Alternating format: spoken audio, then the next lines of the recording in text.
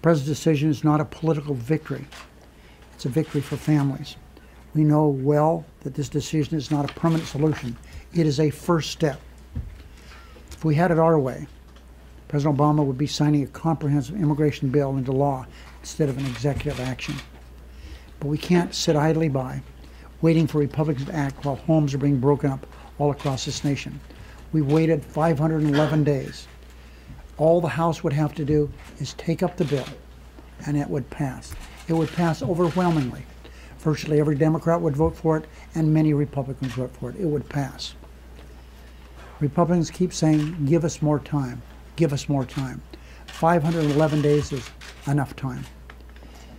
We've given them this time waiting patiently. We told the President, and we're telling him before all these TV cameras, we've got his back. He's accepted the responsibility of moving this nation forward to fix our broken immigration system. We tried in the Senate. Senator Schumer and I were part of a group of 8 senators, 4 Democrats, 4 Republicans. We came up with a comprehensive immigration reform, one that really addressed every aspect of immigration. We passed it with an overwhelming vote in the Senate and sent it to the House of Representatives 511 days ago. Since then, they've refused to call this bill or any part of it. Now the President is stepping in with executive action to try to deal with accountability when it comes to immigration. Oh, the critics are going to call it amnesty. But as Senator Rubio has reminded us, doing nothing, leaving the current system in place, is amnesty. What the President is calling for is accountability. These are not felons. These are members of families. These are not criminals. These are children. And what the President is saying is set a priority to keep America safe. Let's make sure we go after those with a criminal record and tell them they have no place in America.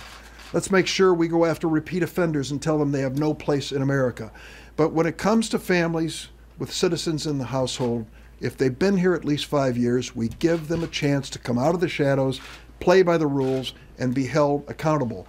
And the President believes that by doing this, we can devote even more resources to a safer border between the United States and Mexico.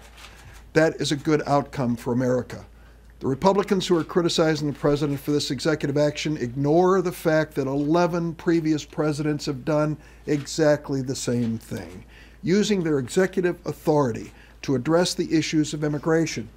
This President is going to use his executive authority to try to solve a problem which the House Republicans refuse to even address. It's a right move for America. It is a first step. We still have our responsibility to do something in Congress, but until we do, the President is doing the right thing for America.